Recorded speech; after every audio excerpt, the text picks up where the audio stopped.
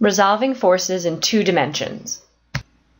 So far in dynamics problems, you've only had to deal with motion in one dimension. All of the forces were in the same dimension, typically either the x or y axis.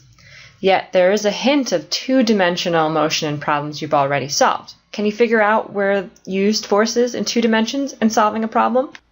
The answer is friction problems. If an object was moving along the x-axis with a frictional force opposing its motion, the frictional force was calculated by using the normal force in the y direction. By multiplying the normal force by the coefficient of friction, the friction force along the x-axis was calculated.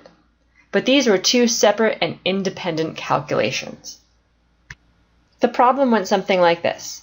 Here's our free body diagram: normal force up, mg down, force applied to the right, force of friction to the left, acceleration to the right.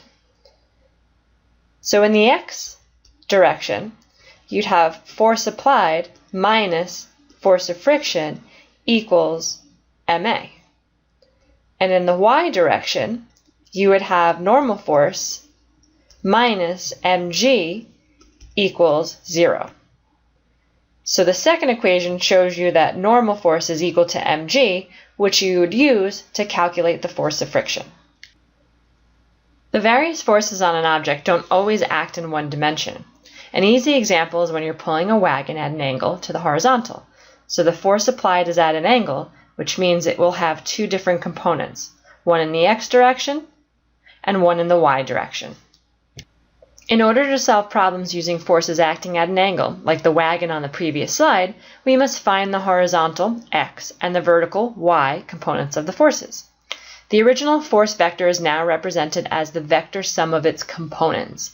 These components will show the motion of the object in the x and y direction, independently, and when added as vectors will match the actual motion. Most of the time, it's easier to resolve the force into two perpendicular vectors on the x and y axis. Later on, there will be cases where the x and y axis will be rotated, but we won't worry about that right now. Here's that Etch-a-Sketch again. The knobs move the metal pointer either along the rod in the x direction or the y direction. The combined motion can yield a quite complex figure, but moving the x only affects the motion in the x, and moving the y only affects motion in the y.